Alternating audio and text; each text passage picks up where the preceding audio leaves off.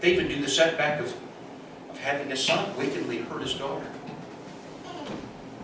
We won't go through the whole account there, but a son who allowed his lust to rage so greatly that he pushed himself on his own half-sister, David's daughter. David was his daddy as well. And he forced himself into wickedness against his own half-sister.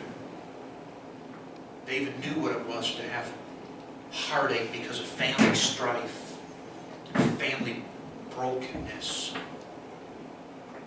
And yet he said, I had fainted, man. I was just about to give up, perplexed and upset and frustrated because of the silliness and the stupidity and the sin that's going on in my own family. And I would have quit, except unless I had believed to see the goodness of God in the land of the living. I believe somehow through this nonsense, through this hurt, God is going to do something good through this setting. I don't know how it's going to happen, but I believe it is. See, David knew what it was to face setback because of his own sin. He knew what it was to face setback because of the death of a loved one. He knew what it was to face setback because of the wrongdoings of family members.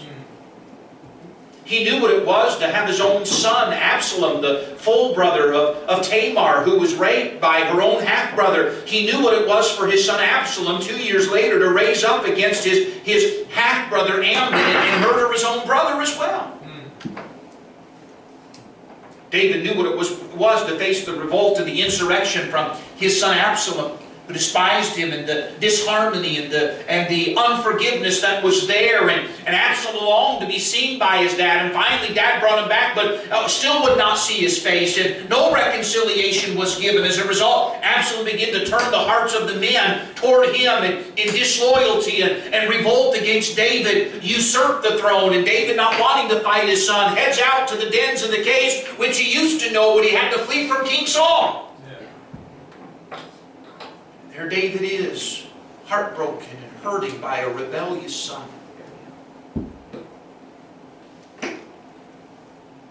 yet he said, man, the Lord is my light, and He is my hope, and He is my salvation, and He is my rock, and He is my substance, He is my pavilion, He is my strong tower, my high tower, He is my everything. And yea, though I go through these heartaches and these devastations, you know what? There's times I get weary and feel like quitting, and it's not use. It's not worth it anymore sometimes, I think. But he said this, I would have fainted, except I believe to see God somehow, someway do good through this circumstance, bring good through this, and glorify Himself, and strengthen me as He does it.